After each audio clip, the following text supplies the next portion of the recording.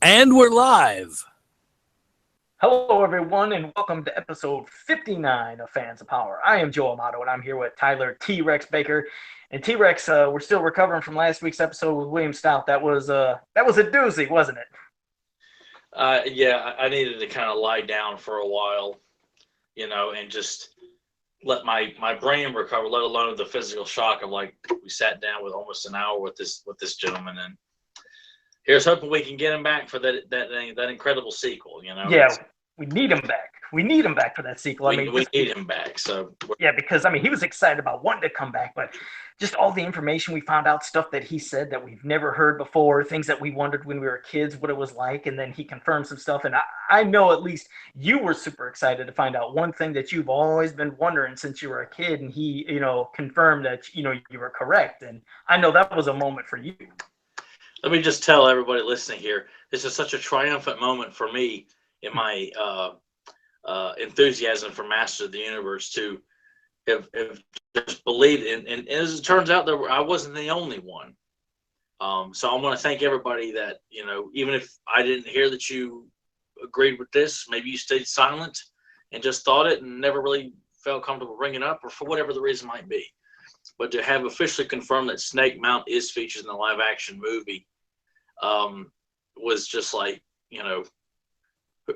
I really didn't think I'd get something like that ever confirmed, and I can't thank William Stout enough for confirming something that I have seen on various forums and heard the topic discussed on a few podcasts, and one in particular.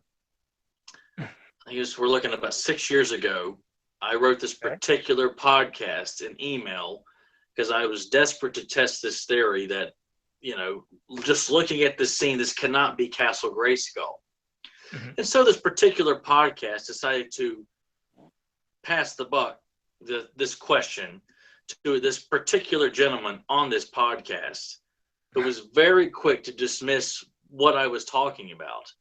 And I'll never forget with this guy, in a roundabout way. And hey, if people want to dig and try and figure out what episode this was on, do a little back catalog search. Maybe you'll come along this very conversation that came up, or an email I wrote was addressed, and this guy who clearly had it all, knew all the answers, and didn't even do me the service of saying that's an interesting theory. I could kind of see where this guy might think this is Snake Mountain. But according to the script, and according to this, miracle of modern science that resides inside my skull here, I'm sorry, kid, there is no Snake Mountain in this movie here. I never forgot that. I never, ever forgot what this guy said to me. And I know who he is. And I hope he's listening. Probably not. But I hope word gets back to him, So that you he were was wrong. And I relish the idea that I'm like, I wish I could say, it's like, you know what, I proved you wrong. It may not be a big deal to you, but it is to me. And anyone else who believed that Snake Mountain was in that movie, and everyone was like, no, according to the script, it's according to the gurus who were, they knew everything, and they said there was no Snake Mountain. I was like, I'm sorry, people, I'm not claiming to know everything, but that was one thing I refused to give up on. And, again, we got our answers, and I won. And everyone else who believed in it all won. You were right. There you go. No, you're right. Especially when you're passionate, sometimes you know something. Especially the fan you are of that movie, and as many times as you watched it, I'm sure when you're saying something like that, you'd hope to get some kind of answer. So when just something that's like, don't be so quick to dismiss me as if like I'm out of my mind or some little pissant, oh, gee, guys, like I'm like how Ace Ventura is when he's getting autographs. He's got like, this goofy look on his face, and like I think he has like pimples on his face or something like that. Or I'm just some dismissive fan, like, gee, guys, thanks for answering my email. Do me the service of saying, do you understand where I'm coming from here? I can't stand that mentality of certain people who, are just very quick to dismiss it because, well, come find out they don't know as much as they think. No, and see, that's the thing. That is kind of cold. Just really to be dismissed like that, like you didn't have any common sense. I know that can be a little irritating because, that's something that I know I never try to do. I know you don't do. It's, we try to respect each other because we're all fans within doing this. And you know what, to hear an idea of something like what you'd say, even if we didn't know, it's like, hey, that sounds interesting. I wonder if that could be correct. Or, I'm not quite sure, but thanks for saying that. So you're right, to be dismissed. I mean, that is kind of annoying because just like you said, I don't know everything. You don't know everything. And nobody knows everything when it comes to masters. There's too much stuff out there. And, we all have to But do our picking apparently, and choosing. this guy they turned this email question over to, it was considered, well, at that time, the know-it-all, the brainiac, the Reed Richards, the whatever you want to call him of knowledge. Well, you have some vindication, so that's cool. So, like I said, it's good, being passionate, like how we do and what we're saying, because that's going to come to something else. That's going to come to, okay, we talk about the He-Man Thundercats comic a lot, and we're going to be doing that in our next episode. And yeah, no, calm down. Well, like I said, we brought up some points about that to where, again, people were dismissing us like, oh, hey, no, that actually should have happened, or no, you're wrong about that, Joe. You're wrong about that, Tyler. And we brought up some points. And one of the points was in issue 1 was talking about the 2 sets of the ancient spirits of evil, that they were shown as the 80s versions at the beginning, and then at the end of the comic, they showed the 2011, the new cartoon of Thundercats ones. Like, okay, why is that? There was actually people that were trying to defend that. They said, well, it's probably just part of the story. You got to learn to move with this, this new story and stuff, and just deal with it. That's probably going to be something that's going to be explained. Well, actually, it wasn't. It was a mistake. And what's so cool is today, Freddie Williams II, the one who draws that comic, he said that it was an error on his part. Because you never know who gives you reference material. I never assumed it was him. I thought maybe who was ever doing the comic and, like writing it up, that they were maybe giving him reference material and stuff. But he said it was just something he drew. It was the wrong image. And here's what's cool. You know how it's gone into a second printing? It went into a second printing. Well, what's awesome of him is he took to heart what we said and probably what other fans were saying about that. He redrew at that last page the correct ancient spirits of evil. And I find that fantastic. I mean, it's great, like you said. That's why it's good to have your voice, be heard and be vocal. And we weren't trying to do that to be negative. I know I wasn't. You weren't. It's just sometimes. Yeah.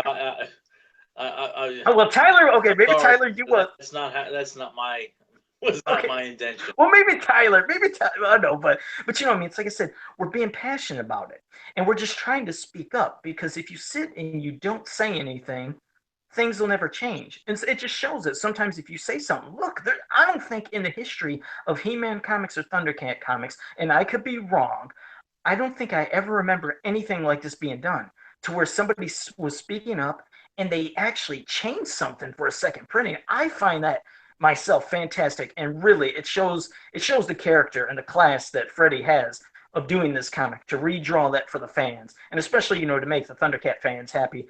I think that was fantastic. So I just wanted to thank him for that, because that really is a great gesture to show, look, I'm going to give you something that you wanted. Here it is. I made a mistake. Um, I kind of find that almost at the level of your house just got demolished, and a guy who was with the guy that helped demolish. He didn't necessarily do the demolishing, but he saw what happened. He witnessed it. Couldn't do anything about it, but was just told to go along with it. Comes over to you, just hands you a napkin, and here you go. That's how you. Well, I hope this makes things better. Well, I mean, it still is.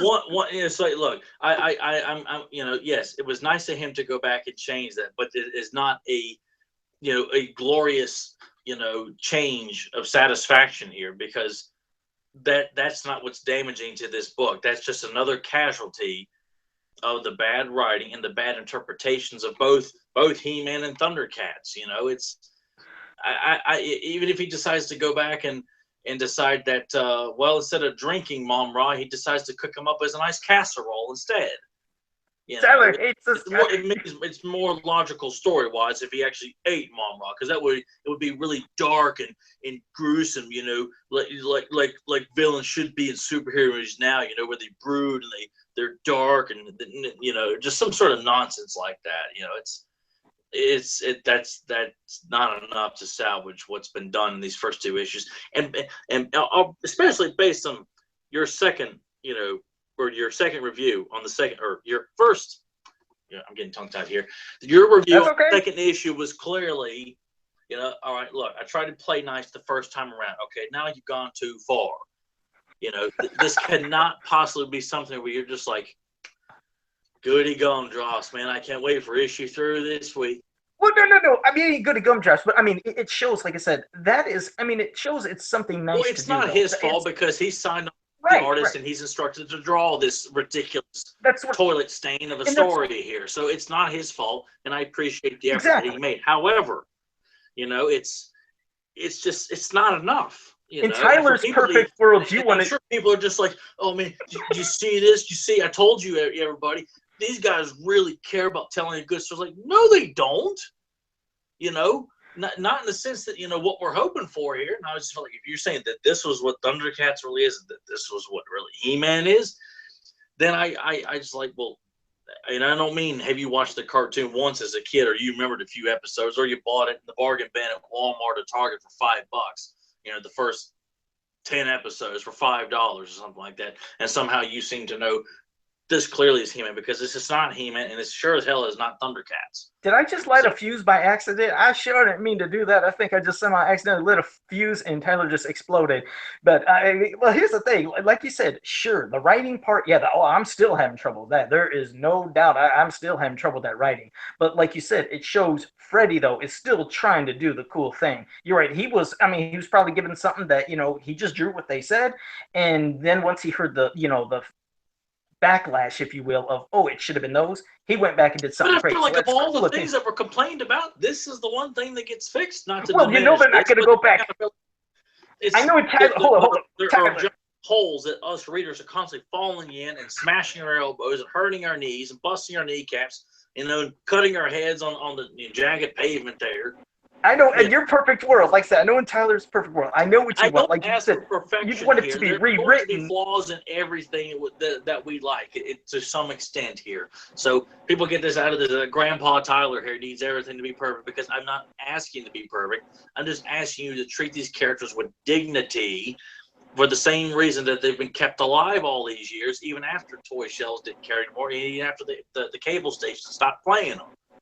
I know. Like I said, they're not going to rewrite it. I know you'd want to. Of course, that would be awesome. I know those are the big issues, but that ain't going to happen. That would be cool. Heck, it'd be great. Go back, just start rewriting that sucker, and then we'd be really cool. But I mean, in the meantime, it was a nice gesture. I mean, you can't deny that was a great gesture. I wanted to thank him for that. So that was good. I know Tyler's just, there's no doubt it ain't going to make a difference, because, God forbid, when we do issue 3. I don't have it in me to sit there and say,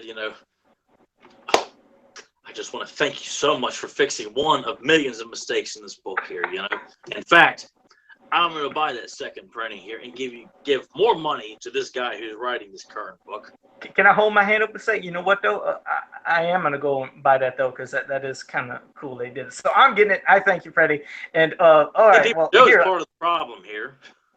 I'm not part of the problem. I'm telling you. Here, just let me put some water on that wick, and just calm you down and stuff. You drink the Kool-Aid's like, you know what? This really is how Thundercats are portrayed. Do you ever watch like the first half of season 1? This is like spot on. They talk like this. They act like that. What's really cool is the Thundercats barely show up in the first part of season 1, which is how they're depicted the first 2 issues of this ultimate crossover.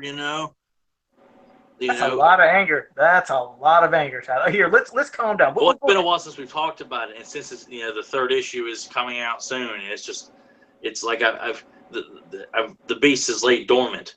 See, has had no real reason to be, especially after the last few episodes with the wonderful Penny Dreadful and the masterful William Stout joining us.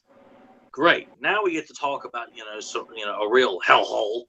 See, you're getting my dog. You're getting Coffee all worked up. She's been like moving. I've been trying to hold her. You're starting to get so angry. That's what I need. Right? I need a nice puppy in my lap to kind of calm my nerves here. Well, here we'll calm your nerves. An assistance dog with me, right? Like a Dr. Evil holding. Yeah. Well, not like that, but it's a service dog that is like, I get stressed out over bad He-Man Thundercat crossovers. I need a service dog.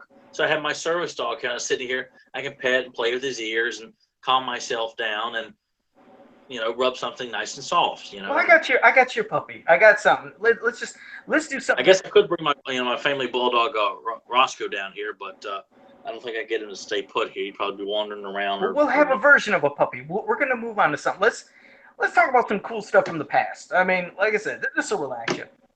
Let's talk about some of those. I'm too quite tense right now. I know you're so tense, you're like you can't even remember. Let's talk about some of those great vintage commercials. I mean, they used to have so many of those great toy commercials that made us want to, get excited, go out and buy the toys. Even when we'd have the toys and we'd see that commercial, we'd still freak out.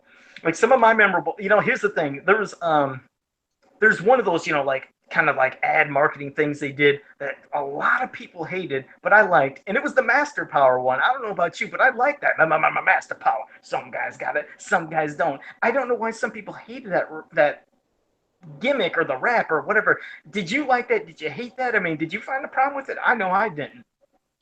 I didn't get to see the commercials as a kid because they stopped playing commercials for that stuff when I was 4 and 5 years old. So I always wondered what the commercials looked like, and then it always goes back to this, the VHS bootleg set that I bought.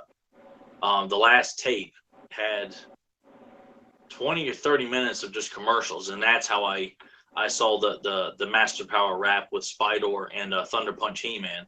Right. Yeah, it's silly because you got these older kids kind of dressed up like little hipsters or tough guys playing with He-Man toys and dancing around to it, this rap. But it's I mean, I watch it with fondness. I'm not one of those guys like, I am so much better than this toy commercial here. Well, excuse me, well I got to go watch Dora, or something like that. Right. It's like, no, these are great, fun. Every single one of them. There's not one. Yeah. Even if the kids are a bit dorky, you just want to like, man, beat it, kid. You know what's funny? Some of them be. You saying that about the kids, that's something that, of course, they were a very important part in the commercials because, they're the ones doing the voices and, moving the character around. But for whatever reason, when you're a kid, you're focused on the toys. Like, I remember being so focused on the toys, I never looked at the kids. And it wasn't until recently, like, re-watching all those on YouTube, I was like, oh my God, I'm noticing them now. I was like, oh, okay, you're making like, I think of the Dragon Blaster Dragon Blaster one, when I think they froze Fisto, and you see the kid go like that too. Like the kid's like he's selling it. He's selling just how devastating Cobra Khan's mist is. Yeah, I like that. I like that how. Or Dragon Blaster, excuse me. I'm getting Cobra Khan mixed up with the Dragon Blaster one. Oh yeah, because they were both almost a similar type thing. But no, I like that they were, like you said, they were selling it. They were like getting into the roles and doing the little voices. And then it seemed like every time Skeletor ran away, they always had all the kids go "yar" or something. They had so. I gotta say that was the director saying, like, you want to say "yar" to help sell it. Skeletor is like scared and he's gonna run off now. And one that always confused the heck out of me was the one with Ram Man. Okay, it was Ram Man and I think He-Man or something trying to get into Grayskull, but there was nobody but a father. There was a guy like in back of there. He's playing the power of Castle Grayskull. Is that what he's doing? I was so confused. I took it as. He's like because he talks about who controls Castle Grayskull or something like that. And when they open the doors, like, good, who's the prisoner? As if like, he's speaking as like a character. I'm like, I assume he's supposed to be like the power of Grayskull, like the spirit of Grayskull talking, inside. I'm glad you explained it. We're going to go on a tour real quick while I go. I'm going to get somebody some water here. So hold on a second. We're going to still talk, still tour, but hold on. Let me just.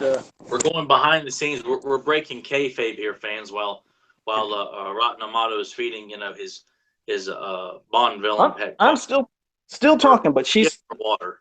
She's thirsty and needs her water.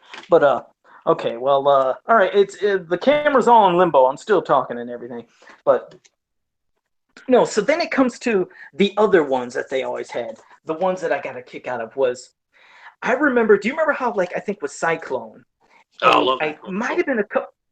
Yeah, and I remember being so fascinated by seeing that spinning gimmick, just seeing how it would spin. But then that wasn't the topper. That wasn't just the only reason I really got into that commercial. It was how it ended. Do you remember how it ended? And it would always have all the evil warriors, and he just starts mowing through them. Yeah, exactly. It'd go through those, but then it would always say "coming soon," and it would do dun, dun, dun, dun, dun, dun, dun, dun, dun. Oh, the bumpers at the end of it, coming soon, the evil horde. Well, not only the evil horde, but Cyclones in particular always promoted Stondar and Rockon. And I Oh remember yeah, how so badly I wanted those characters. I was like, oh my god, I cannot wait to get these rock warriors. But sorry, I got a little discombobulated. There we go. We're all back to normal and bang. Okay, but no, I remember, waiting for them to come. And then even after you got those things, you still want to see. That's I think the difference with how it was with commercials then and even now is commercials got you so engrossed. Like I said, you felt like you were experienced in everything the kids were doing. You wanted to go buy the stuff. You still rewatched them even after having them, and that makes me think now. The 2000X cartoon, and then I'm sorry, the MYP cartoon and the no, those 2000X. commercials sucked. Isn't that sad? I mean, think of that. What was it? I think that they have a total of maybe 3 commercials. I don't even know how many commercials it was. Yeah, it wasn't even a full 5 from what I remember.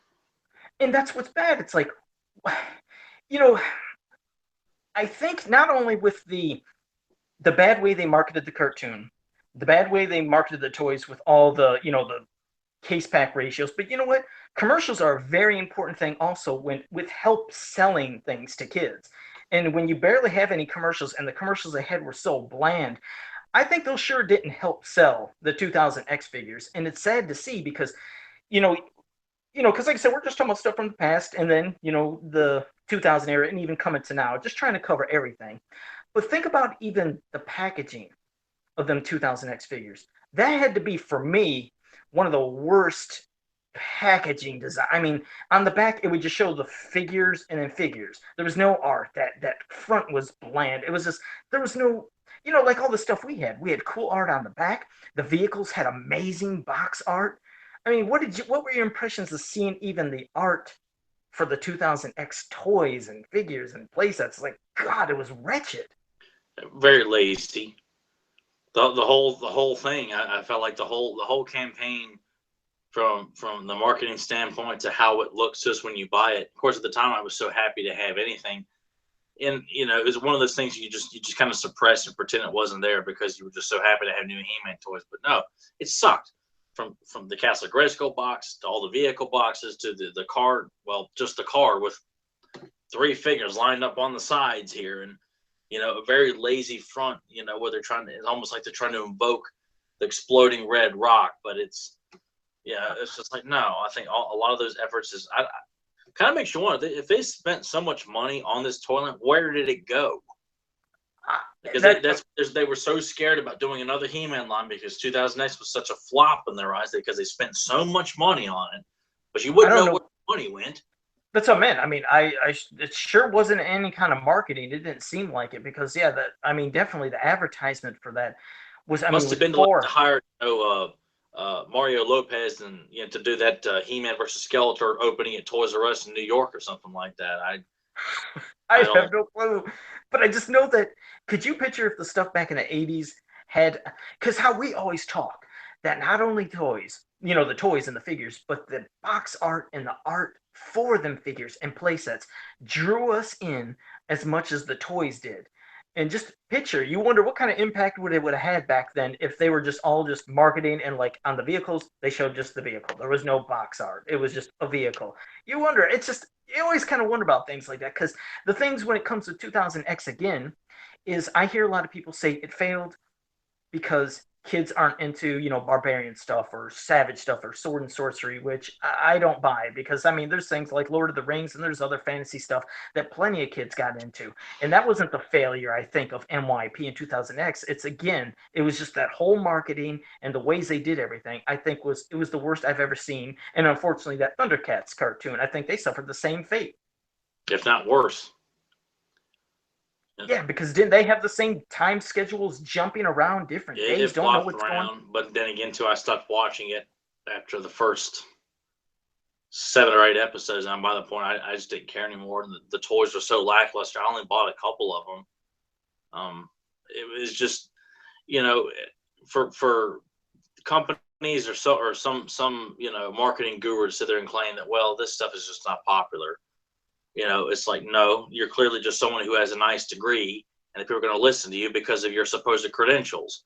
I mean, Yeah. he's one of the best examples going right now is Turtles, simply because Playmates and Nickelodeon are going to make sure that we're going to give this our best shot and take a chance, since it came back the same time as the 2000X cartoon, the new Turtles, where everything was extreme in 2D animation, which looked good. Story stunk, I thought, but at least they were like, you know what, this still has a lot of promise.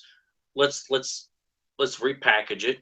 A little, bit of a different look, tweak a few things. We're going to get behind the toys. We're going to get behind the cartoon. We're going to advertise it, things like that. Thundercats and He-Man could still work today, but Mattel can't be doing this whole, sissy pants, approach to, pushing something that made them, $1 billion back in the day. It's like, no, if you're going to do it right, market it well, give us Right. packaging art that's going to, not only you'll get the collectors. So if you please them, the kids will just follow if you market it correctly towards children. And I've seen a few toy commercials when I used to watch that new Turtles cartoon. The toy commercials stunk. And you just kind of feel like even girl commercials when I was a kid were a little bit more elaborate than what they just like, well, this will get girls and down the pink aisles of Toys R Us, and this will get boys to go out and buy, this cool, like, creepy crawly, what, I don't know. I don't watch that stuff anymore, but we're on the subject of He-Man commercials. They've got fog coming in for the Cyclone commercial. They've got this kind of purple sky motif going on here. They've got different camera angles of, like, He-Man's talking to Cyclone. Use your whirlwind power to investigate. Sound effects and things. They're telling small little stories within 20, 30 seconds here. Yeah. A prime one that one of our good people in All Encompassing, Joe, you might remember his name. This guy, I apologize for forgetting your name, but I had this particular commercial on a VHS and transferred to DVD, and I didn't know how to upload it to anybody, to YouTube or anything. Fortunately, this guy did, of the Clamp Champ versus Ninja commercial, which is an homage to Enter the Dragon. A That was little nice. 15-second scenario of setting these guys up. Like, oh, cool, using the mirrors to throw off the hero here, just like Bruce Lee and Mr. Han. Yeah. I mean, Yeah. it's just, kids at that time probably, maybe you knew who Bruce Lee was, maybe you didn't, but it still looked cool. And as an adult, you're like, look at the effort they put into marketing these two figures here. Even though the toy line was dwindling in sales, they're still putting out these kick-ass commercials here. But that's it. And that's it. See, back then, it was little mini stories. Like I said, every commercial was kind of like a mini story. It was almost like how you looked at, your card back then of the figures, and it had one sentence and it showed something, but it was kind of a story in just that little picture. Well, the same thing for the commercials. There was a story with the kids acting it out, or even how they were just kind of talking and doing something and then showing everything in the background. Like you said, it was a story. But like the ones that they did for 2000X and some of the stuff, it was like just them fighting. It seemed like, oh, they're showing He-Man and his power, and they were using voice clips from the cartoon, like, just really felt, for me, real cheap, like a little cheap way out. Oh, let's just use the sound effects from the cartoon. Let's have them battling. Bam, go get it. That's what kids want. But no, it's like, why is it we don't remember that stuff that well? Because it sucked. But we sure remember all them the vintage commercials, because they really sucked you in. And it's like, that's how I'm just trying to get to what you said. If we love saying that, a new cartoon, a new toy line, if anything comes to the stores again, hopefully they can get it right again. Hopefully they can do it like the old days with nice box art, do good ways of, the case pack ratios and stuff. Because like you said, for the 2000X figures, they say, oh, it was selling, it wasn't selling well, it was terrible, nobody wanted them. No, we sat there, we bought it, the ones that were hard to get. Like you said, when there was 4 He-Mans, 1 Oracle, 1 Man-at-Arms, whatever it may be, Oracle Man-at-Arms gone. And then somebody get a He-Man. Then yes, you're loaded with tons of He-Man, tons of Skeletor, because they were shoving them down our throat. And that's the other thing. For hopefully everybody, if they're listening and they think about doing this again, please don't give us 20, 30 versions of He-Man and Skeletor. Do it like how they did back in the old days. What did we get? 1 He-Man variant, 1 Skeletor variant a year, or per wave, or what was it? Once a year? How did that one work? per year. But I got to blame people like Kenner, who of course at the time I thought they were really cool variants of, like, the Ghostbusters, the real Ghostbusters back then, where there was like tons of variants. Some of them I thought were pretty cool. But then they go on and do the DC, the Batman animated series, and you got Killer Frost Batman, you got Sub-Zero Temperatures Batman. Oh, those were rotten. volcanic lava excavation Batman. And it's just like, okay, you guys are just doing the whole lazy thing, and now every toy company that manufactures action figures has got to find some way of repackaging the hero and the villain in ridiculous colors and costumes. And it's just like, well, we'll save money. We'll force this stuff down on kids because kids are dumb. They don't know any better. And we're going to maintain the same mindset for all these years. And Playmates is doing it with Turtles, where they're making a bunch of silly variants instead of giving people, extra, secondary characters outside the core, your essential core characters that are not repackaged for, Farmer Michelangelo is probably around the corner. Playmates keeps this up, or or Magic Trick Raph. Here's the thing with that. Like, I guess, Like okay, first, like when they were doing that stuff with Batman and let's say Superman and all those characters, it's like, okay, these characters are so freaking established. It's like, okay, you guys can take a risk with them. You can take a risk with giving 5,000 versions of them. But when you're trying to give no, but that's what helped kill sales for the He-Man line. That's what I mean. They could take that. They took the risk with characters like Batman and stuff, but for somebody like He-Man, that's being reintroduced, again to a new generation, you can't take that risk. He doesn't have that power to, I mean, no pun intended, but the power to, okay, let's keep getting variants of him and him and him. And no, that's not going to work. I don't care if they say that's our main hero and that's our main villain. That shouldn't have been done. Now, Turtles, the reason I think it kind of works for them is because unlike Masters of the Universe, where there's so many different freaking characters that they have, Turtles, yes, there's a good selection, but it's always about those four heroes. It's the heroes in a half shell. I mean, it's usually about them. And I had a bunch of them as a kid, mainly because they were given to me as birthday gifts. Very few that I go out and pick. I want another Leo. I want another Donatello. I'm like, those were given to me as gifts. I was always after characters that I did, like, Triceraton, and Slash, and Ground Chuck and Dirtbag. I want new villains. I want new heroes.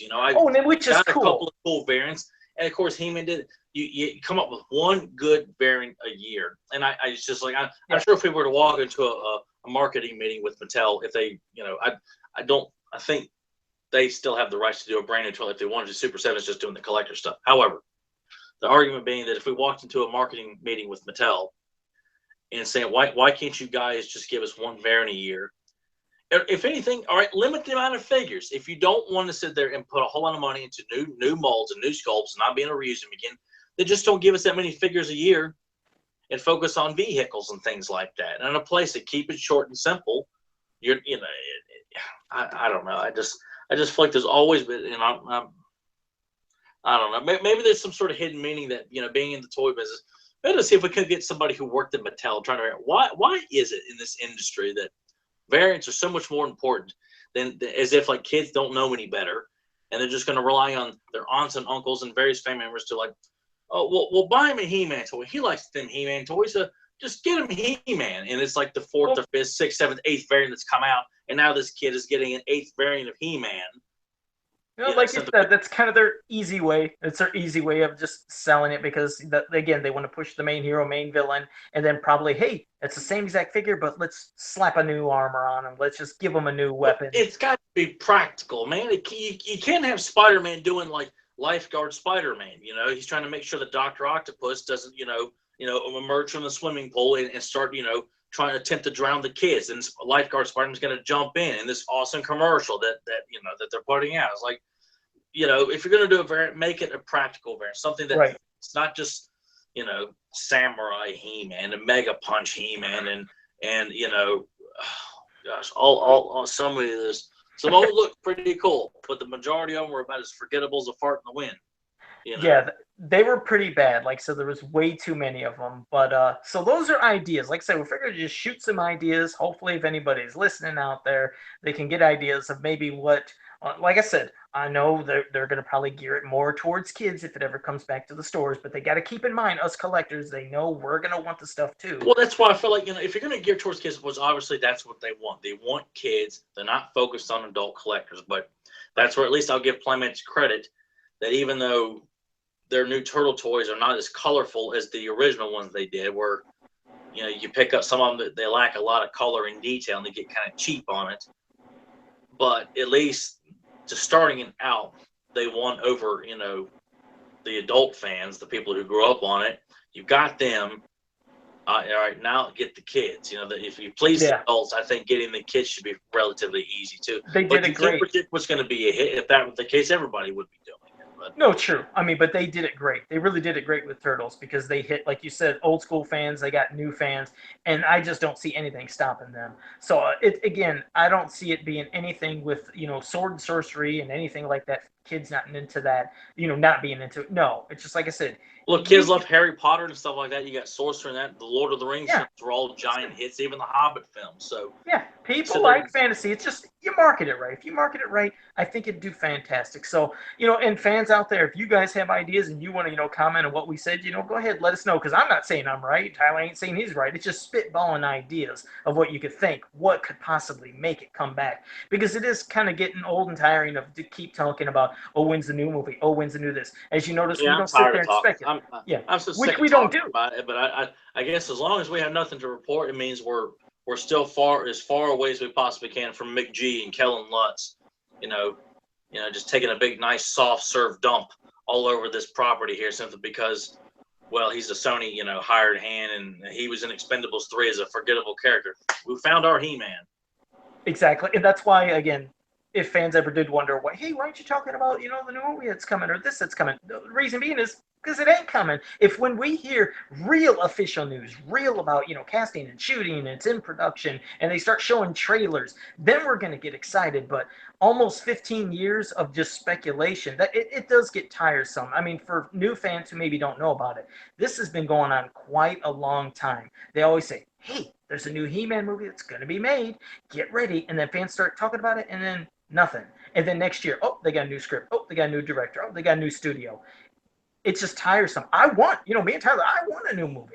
You bet I want to see something cool, and hopefully it happens. But I'm not gonna, like I say, I ain't hold my breath, and I won't talk about it until it's definitely official. So I'm crossing my fingers, that someday it happens. But otherwise, I'm not. I got all mine completely open here. Tyler's like, I don't care, they're gonna wreck it. So, all right, well, we did that. We covered this to that, the past, the present, and everything in the future. So that let's just go into let's relax and do a character profile. Let's do our spotlight of the week, and that's Whiplash. So, why don't you start us off with Whiplash? Your thoughts on him? I got Whiplash for Christmas 1987, along with Hordak, Cobra Khan, Fisto, and Spikor. And I still have my original Whiplash. He's up here on the shelf. I thought it was a fantastic character, and of course, he's in Clash of Arms. So that was my first impression of the character. I didn't see him in Filmation until I think I was 5. Oh, so And Clash of Arms was the first time you seen him, then, huh? yeah, that was the only time. Other than I think I had a He-Man coloring book that had him on the front cover, and I want to say I think that was it. And then, like I said, when I watched Betrayal of Stratos for the first time, that's when they mentioned that Whiplash has got the egg of Abby on. I'm like, Whiplash is in this episode. Oh dear God! Uh-huh. So that was, but I was bummed that he wasn't alongside Skeletor, even though he's working for Skeletor. But it was such an impressionable uh, first appearance, at least for me, of seeing him, that I'm like, wow, he was given a lot of dignity. He was a very sinister villain, at least in that episode. I think still holds up today as his best episode. What did you think about Trouble in Tralla, though? What did you think about when he was in that one, when he was trying to learn magic or something? Wasn't he from Snoop? I saw that in 5th grade on the Revenge of Web Store VHS tape, and I was quite upset with it. Now, what had you upset about that? What didn't you like? That he just magically appeared in Tralla and is trying to learn magic, or what was it? Well, first off, in the wraparound sequences, your Skeletor tells you that one time I really thought I had He-Man. And then we're showing Trouble in Tralla. We're not only is Skeletor not in the episode, but He-Man is not in peril at all in the episode. Your impressions crack me up. I love, like I said, the way you experience stuff is so different from, like I said, from how I was. Because, like I said, I didn't have that VHS that you always talk about that one, and there's always something different in these things. I mean, yeah, this right here, right people. This is what disappointed me. This is I just felt like the sequences were so good in this that you're thinking you're gonna see, when you open this up, this clamshell case or magic window, it's gonna light and shine gold in front of your face, and And for the fans who ain't seeing that, what's the name of that tape, that VHS? Was it Skeletor's Revenge or what? Skeletor's. Hold up. It's got Webstore attacking He-Man and Snake Mountain here. Okay, It's a fantastic VH. I mean, I'm so glad I have it strictly because of the wraparound sequences that are in it. yeah, because that's unique to that. Correct. That's only for it's that strictly tape. just on that tape, and it's not available on YouTube either. Oh wow! So see, so then, like you said, from that you were expecting something else, and then you didn't even something get a lot more because it was at that time where I was, looking for any He-Man VHS tape I could find that I had not seen. Is like because I really wanted to see Too Bad. Like that was one of those things that I was like, I want to see a Too Bad's in this episode. So that was one of the big things I was always looking for. And of course, I didn't see it till I got the bootleg set. But I'd already seen Whiplash on that other VHS tape with Betrayal of Stratos and Other Adventures. So it was Betrayal of Stratos in the Ice Age comic back to back with Whiplash in Ice Age, with a brief appearance, but still a notable one. And then he shows up in the Shadow of Skeletor on the same VHS tape. So 3 episodes of Whiplash where he's depicted as a legitimate badass, even though He-Man quickly dismisses him, but enough to where you feel like this is a threatening villain. So it was awesome. I mean, it was so. I thought John Irwin did a great job of playing, especially when you first meet him, and he's doing work with a demon named Kroll in the Demon Zone, where he's sitting on his knees and talking to this flaming demon head in a bonfire in this temple, so to speak. You're like, this is how we're going to be introduced to Whiplash, at least for me. It's not his official appearance, but for me it was. All right, but obviously the one, Trouble in Trala, you, like I said, you like going back to that, don't you? I do, because I want to keep coming back to it, because I love this experience, how you were expecting one thing, you didn't get it, but hey, it's Whiplash that's in there, but you weren't into the episode at all. Did you not find it? No, I'm just like, there's no villain showing up for the majority of the episode. I'm thinking I'm not really interested in Snoop, and and I like Trollin episodes. I love Return of Orko's Uncle and Driel's Return and Dawn of Dragoon. So it has nothing to do with Trollins. I just felt like this is not a very good episode. And then to kind of find out that Whiplash is pulling the strings with Snoop, I'm just like, no, man, I don't like the idea of Whiplash is like wanting to learn magic and he's, kind of pulling the strings. It's like, no, I don't like this at all. And Skeletor said this is a time where he almost got him. And if they were able to flip over, I would have flipped it over. And, I love it. That's what I mean. I just love, like I said, everybody's experience of how they first seen a certain episode. Yours is the most unique because, like I said, I never was renting those tapes, so I never would even have known what you did. For me, it was just watching on TV, and I remember being, fascinated, thinking, "Oh my God, that's a new trial, and who's this guy?" And he was so annoying sounding. Snoop had one of the most annoying voices. Yeah, I didn't like his voice. It was kind of a lazy. And you heard the voice used before. I think Erica Schimmer did that particular voice, I think, which he's done so many other better voices, but that wasn't one of them. It was a doozy. It wasn't the best, but still, I was like, my God, look how big this Trollan is. I always was fascinated on the different sizes of it. And then we got to see more. We got to see the council. We seen Driel. We seen Uncle Montork. We were seeing, like I said, as a kid, I freaked out seeing all the Trollans. But then to see Whiplash was on Tralla, I guess I didn't even think twice, well, how in God's name did you even get to Tralla? But still, it was well, I mean, if we go back and look at it now, if like Clawful and Trapjaw can just jump right to Tralla, steal the horn of Veal and come right back to Eternia. Yeah. And Dragoon works for Skeletor too. So right, I remember that. So it's like, I guess it's just happening. But it was still cool just kind of one of those things where you just, as a kid, I wouldn't have questioned it, but as an adult, a yes, we could definitely. We could definitely question. Like, how does all this work here? I really don't buy into this. I'm like, right. We could question it, but yeah, I accepted it, but I enjoyed it because again, I was seeing that, like I said, he is pulling the strings, but to see that he's trying to learn magic, it's one of the most bizarre things because a character that is a lizard type warrior, whatever, you'd never even fathom that he's trying to learn magic. So I really liked that episode as a kid, and it's still, like I said, I enjoy it even to this day. I still enjoy that episode, but I love how you don't like it because you were expecting Skeletor almost getting the best of He-Man and he wasn't even there. Yeah, that would have freaked me out too. That's yeah, especially when you're thinking one thing. Like when I told you when I was a kid and I got that mail or that form that was over there at the store and advertised everything that was going to be in the He-Man movie, that I thought was going to be in there, all them characters, and none were. So that's why I got mad. So impressions are definitely cool. But like you talk about Clash of Arms, that's why I love Clash of Arms. Clash of Arms, you know what's cool? Because I know you love Fisto too. I know Fisto is your boy. I know Fisto is one of your favorite characters.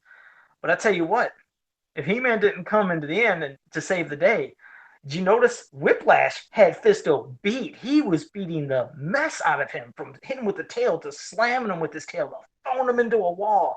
He was gonna kill him, I think. Well, of course, you Yeah, ain't gonna have yeah. that. The way he was drawn on that, that's why I was like, we need to have Larry Houston back again to talk more about it. But where Yeah, he's kind of speaking kind of Neanderthal like, where he's kind of not speaking in I complete forgot about sentences. yeah. Kind of helps add a lot more to the minutes that he's just like a mind, not really mindless, but he's definitely about.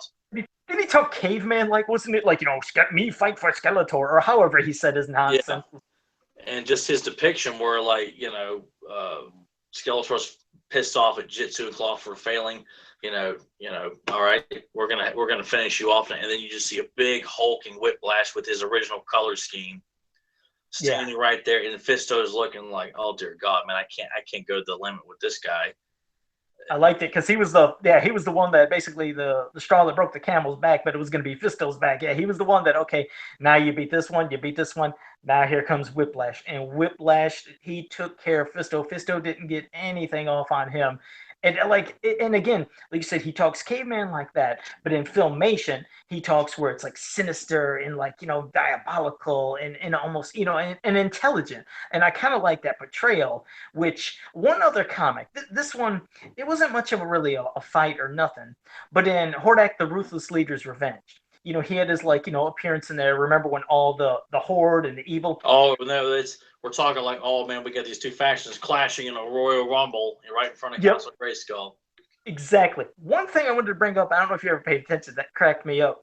They're sitting there, they're all rumbling. You got the evil warriors fighting against the horde. But then in the next panel, the guy, I don't know if it had to be a mistake. They didn't know what they were doing. They put Leech fighting Grizzlor, and then they had Jitsu fighting Whiplash. Did That you was notice that? that's written because Manny Face says the evil warriors turn on each other. Oh, was it purple? Okay, because I Yeah, thought because when they were it saying shows him evil. watching, because as a kid, I'm thinking, wow, now Jitsu and Whiplash are going at it, and Oh, the see, horde's you know going how I at it too. It's like they've all just like, you know what? I'm tired of you stepping on my tail. I'm tired of you, losing to a giant leech. And it's like, oh, you know what? I'll smack you around too. was it okay. No, that's the thing because was it? Did they actually say that? Because I thought Here, I'm gonna look it up right now, right here. okay, because I thought it was a mistake when they were talking about the evil warriors. I thought they just meant everybody evil fighting in general against each other. So I thought it was a mistake. But if actually Whiplash was talking to Jitsu, okay, that makes sense. I Here we just are. didn't. Okay. Can't believe my eyes. The vile fiends turn on each other. Like, and this is well after the horde and the evil warriors are starting to fight each other. Like, for the previous page is all of these two factions fighting. The next page is seeing the heroic warriors looking shocked as Grizzlor and Leech are punching each other, and Whiplash and Jitsu are going at it too. And with Manyface saying the vile fiends turn on each other. As a kid, I always took that he's pointing out that the guys who are working together are now turning on each other. Okay, all right, then that makes At sense. least that's how I interpret it. Of course, this being the fine art that it is, this is what I want to hear people sitting around with the monocle. Yes, well, I see, that these factions have decided to implode on each other here, darling. Yeah, I guess that's always how I want to interpret that here. open to interpretation. Okay, yeah, because However, if someone wants to send in a friendly email and tells me that they feel like, you know what, I think this may have been a mistake on the artist or something like that, and I'll be like, you know what, little Jimmy, you make of a valid point, and I could see where you might be coming from there. We'll have to ask Larry Houston that. I'm not going to say, here's a buck, kid, scram. now that's the way to do it. Like you said, if you want to really find out info, and if you can, and if these people are around, then yeah, it's cool to try to contact them because then you could find out the real reasons of stuff. I mean, especially Yeah. with I'm not gonna dismiss somebody who's got a theory about what's going on in a particular panel like here, as if like Man, kid, bid it. I've got my my varsity Letterman party to go to here. I'll You know, dismiss you. I mean, everything you just told me, I ain't believing none of stuff him that. in his It's my locker, way. dump his books, pop his bubble gum in his face, and then trip him, give him a wedgie. Hanging from the goalpost. What all the cool kids might do with I anybody. know you're the bully. I knew you were a bully in school. I know how it is. Everything you I describe, was I know on you did. I was on the opposing end of bullies. I was the one getting bullied. And that's what turned Tyler into like the Incredible Hulk. He's like, okay, I had enough of this stuff. He's gonna just lift weights and he's gonna show everybody you ain't bullying me no more, huh? Definitely helps when you're lifting something you're not quite sure about and you think about a particular idiot or jackass that didn't hesitate to make fun of me or take a shot at me. I'm like, just love to, you know, I don't know how this all happened. We were talking about Whiplash, which I guess will bring us to the last one. we And why? I'm quite proud of our tangents that we've jumped on because this is definitely an episode we're just jumping tracks left and right from poor marketing to It's fun. toy commercials to you know But that's whiplash what it's about. bullies in school and I stuff mean, like that. it's being passionate. That's what I said. It's always fun. It's just being passionate. But now, yes, to finish up Whiplash, we had him in NYP. And how did you like him in NYP? Not bad. Wasn't an offensive portrayal of the character. It was. I really love what the Horseman did when we first introduced to what he's going to look like. This big Hulk He was a of big sucker, character yeah. where it's just like, wow, well, this is impressive. I was like, this looks great. But Mm-hmm. to portray him as again as a simpleton right off the bat, not or filmation where they decide we're going to introduce this character with some dignity, and because I think one of your favorites, Save Skelter, I believe was his first appearance, I think, or maybe it was, yeah. Yeah, when he showed up there hurt, that was that was freaky. Yeah, That was he portrayed fairly sinister in that, in the Island of Fear, where he's kind of bantering with Merman, but then betrayal of Stratos. Um, I feel like that is the best episode of Whiplash of between both series. Whiplash in NYP, I really can't see I mean, he's to link him as like buddies with Tuvar and Badra. I kind of feel like that's probably his only shining moment. Underworld, as good as the episode is, it's not really like hey, Whiplash is really good in this episode. No, he leads them there by accident, showing that no, not only is he stupid, but he is completely clueless. When he says he can take you somewhere, no, he has no clue. And I'm like, oh man, it's he just was trying though. I everybody mean, an idiot. yeah, I mean, he was trying, but the thing was, I did love his look. I love that gigantic. I mean, just lizard, dinosaurish, whatever you want to call it. Just, I mean, he had a good And the combination. alligator hiss they would add to his, if he's kind of sitting there, kind of hulking, kind of, getting ready to attack you, you hear this alligator hiss coming from his mouth, which was Well, a nice from me, touch. the thing that gave me the, dinosaur kind of thought or whatever, or a Godzilla, is when Always he did bursting that through the yell. first episode, and you get the T-Rex yell. There you go. That's what I liked when he did that. I was thinking, what? This is awesome. That's what I would almost prefer because, we had him in Filmation where he was sinister and I liked the way he spoke. But if they were going to have him, in NYP and then they turned him into the oaf, I didn't like that. I would have preferred just a screaming creature yell, like how he did, like you said, when he did that yelling. Which it was a cool way of him entering that particular scene. Just Yeah, it was bad. tearing the tree apart and yelling like a T-Rex attacking Tila. It was really cool. Yeah, and it should have stuck. I mean, I would have just preferred the T-Rex kind of yell, and that's it. I would have rather he would not have spoke at all because it could have made the character so much, more imposing. Him and Clawful both said I don't know anything, why just they did that. grunts and yells and growls. Made no sense to me. Like I said, why they had to turn, first these two characters, they turned them into two hulking characters, which was awesome. But why did they have to make them both oafs? I didn't like that oaf thing. It's like, oh, now that you're big and strong, you have no brain. I don't know. I just didn't get a kick out of the way they talked and portrayed them both. I feel like a lot of the villains, on a kind of regular basis, were not given a whole lot of, like, sometimes Trapjaw kind of came off as a bit of a simpleton, and Clawful and Whiplash speak for themselves. Merman sometimes kind of felt like he's kind of like this kind of goofy, kind of squishy character. Not all the time, but you just kind of felt like when you have moments like Merman and Tila's quest, when he's wanting to sacrifice, Zoar the Falcon and Tila to a sea demon on his own, you kind of feel like this is the kind of demeanor that these characters ought to have. You That know, was kind of a Clash of the Titans thing, wasn't it, or something? That sacrificing, is that what they were trying to do to like in that episode? I guess yeah. I never thought about that because I just I think Clash of the Titans. I'm thinking of that really bad version of the Kraken in Search for the VHO. But yeah, to sacrifice Tila, dang, attached to a rock, just like Andromeda was in Clash of the Titans. We're talking the original and the only good Clash of the Titans episode, not the one with Sam Worthington, the flavor of the month because he was an Avatar actor. Boy, I was so pissed off when I left the theater that night after seeing that god awful remake. Right before my birthday of all days too. Anyway, Sorry about that bad memory, but yeah, go ahead. but yeah, you just you kind of feel like you're doing such a disservice to these great looking villains that could really be always portrayed as like, why is this important? Because this guy is always a threat. You don't see him as just somebody that He-Man just just holds his leg out and just Whiplash just falls over on his chin. Oh well, he saved our village.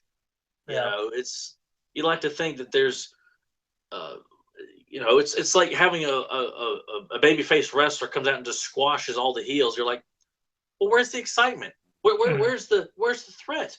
If you just know that you can take a rubber band, pull it back, and hook, and you will hit him in the eye because the writing says so, and he's taken out of the story because you hit him in the eye with a rubber band.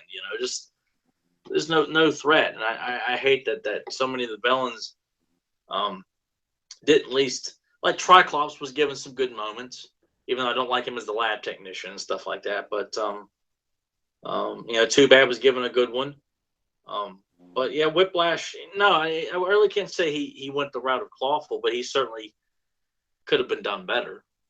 He could have, because I feel like there's three key elements from the ones we spoke of that almost could make, in my mind, the perfect Whiplash.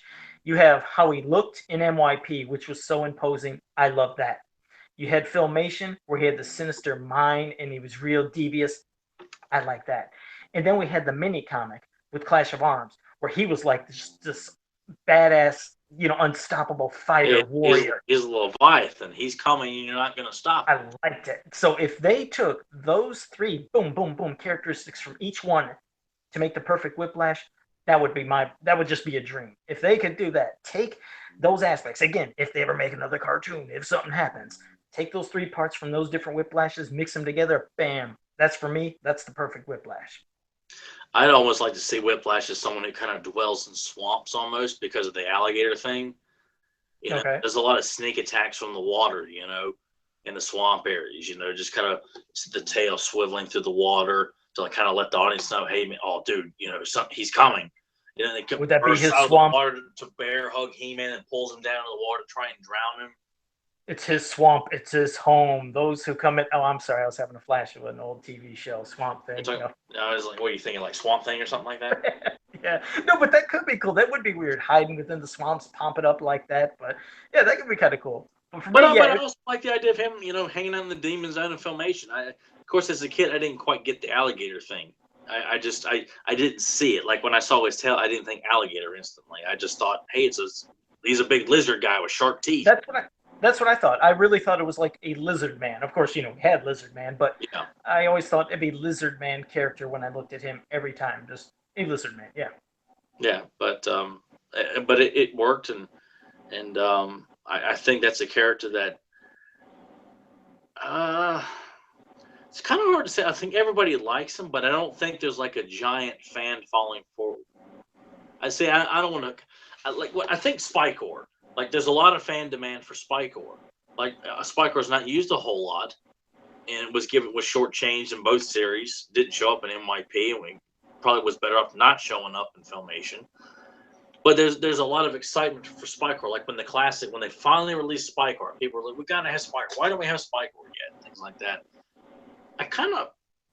I never quite see a whole lot of like particular Whiplash. Like everybody likes it. I can't imagine any He-Man fan not liking Whiplash. We'll have to check that out. We'll have to do a little poll or something. I may be overthinking it here, and I will be forever, apologetic about that because I feel like he's a character I look at the classics, and he is a badass character. I mean, with one tooth coming up and two teeth coming down. I mean, he just looks like, taking a bite from him is something you don't want to do, let alone engage in combat with him. And it's weird you saying that. I don't usually see much fan art for Whiplash. I mean, like as much as I do for like Yeah, characters. there's some a little bit here and there, but Whiplash, But not a ton. And not yeah. a ton. It's one guy in particular. Oh God, I feel bad that I forgot his name. But there's a guy that's been doing some like art and sharing it in a lot of groups. And he said, "What would you guys like to see next?" And I said, "How about doing Granomir?" Because you never see anybody doing any Oh Granomir. yeah, I remember And seeing that. he did that. It was fantastic, and people were loving it. And that's the thing when you see art for characters that don't have a lot, it catches your eyes because especially when you're seeing 5 million Skeletors, He-Man, it's like it's cool, but it's like okay, anything else. So when you see something new, it's real cool. So, but all right, well I guess that was our wrap up on Whiplash, and I think now we'll probably wrap up the show. So Tyler, closing recommendations. What you got for us? I'm definitely going to say Betrayal of Stratos this week. Oh, got you worked up on that. Okay. Yeah, if I had a top 10, we've done like our top 3 episodes. So the Betrayal of Stratos would be my top 10 episodes. I think it's a very, very well done episode. It's a good episode where it's just about He-Man helping out a friend in Stratos, Okay. and Whiplash is kind of given this very prominent role in the episode where you think it's going to be about Skeletor and going back to St. Mal's. Like, nope, we're going to take a big right turn here and into the Demon Zone and battle Whiplash, one-on-one. Just seeing that conversation between him and Kroll, King of Demons, voiced by Alan Oppenheimer, was just it's just like you appreciate, I think, so much more as an adult. Because as a kid, I just want to see Whiplash working with Skeletor. Like, Kroll didn't have the same impact on me as a kid as he does as an adult. So to see these two working together, not really, like he's my boss because he's still working for Skeletor, but it was just such a cool way of introducing Whiplash to me in that episode. It's just a great If you love Stratos, it's a great Stratos episode, and it's just it's a very solid episode by David Wise, and that's another episode I feel like so many, doesn't get enough recognition. So that's my recommendation this week. All right, it's a good one. Everybody pop that in. Get it on your DVDs if you got it. Pop that sucker in, or I'm sure you can catch that on YouTube. So either way, you can catch that episode. And well, as for me, I just want to remind everybody, except Tyler, that this Wednesday, issue 3 of the He-Man Thundercats comic comes out. So be sure to go to your local comic store and get that, or however else if you want to download it and remind me to buy a bag of paint chips. Okay, you get those. You be ready when we review this, or actually when I do, or if I can find somebody to join me while you watch in the background. But I wonder who it is that could possibly, be a real good Busta. I don't know. Maybe somebody that's a geek that likes eating cereal. I have no clue, but we're gonna have somebody that's gonna maybe someone who's just a simple guy named James. We have no idea, but we're hoping to find somebody that completely out of left field could come in and decide to sit down and have a nice kind of Dateline style interview about something that I want to put on a radiation suit before I get relish anywhere. Relish that, Tyler. You just like I said, you can relish hearing us talk, and it'll be fun. And we'll go into some other topics, but yeah, just get ready for that one coming up, and that's going to be an early episode. It'll be this Thursday we do it because the holidays are coming up, so we're not going to be able to do it the following Sunday or weekend. So we're going to do an early episode. So our next episode is going to be coming up this Thursday. So the day after that fantastic comic comes out that Tyler loves. So you'll have some fans of Power Love to listen to as the holidays steadily approach this coming weekend there. So we're not going to do the whole traditional. We're going to discuss the Christmas special and Christmas memories thing. It's like, you know what? We've done it. We've done it. So we're going to have another fun crossover of bringing in a very familiar face within the community to our show. It's exactly. Just, I think that's a great prime time idea for heading into Christmas, is having another crossover, so to speak. Exactly. At least that's how I like to think of it, because I waited a long time to talk to this particular guy here. Yeah, it'll be fun. It'll definitely be fun. So, and as always, go to popculturenetwork.com, go to fansofpower.com, go to he-manworld.com, and on Facebook, go to the Masters of the Universe He-Man and She-Ra Ultimate Fan Group. That's all great people, all great pages. And with that being said, have a powerful day. It's like drinking Drano. Sure, it'll clean you out, but it'll leave you hollow inside.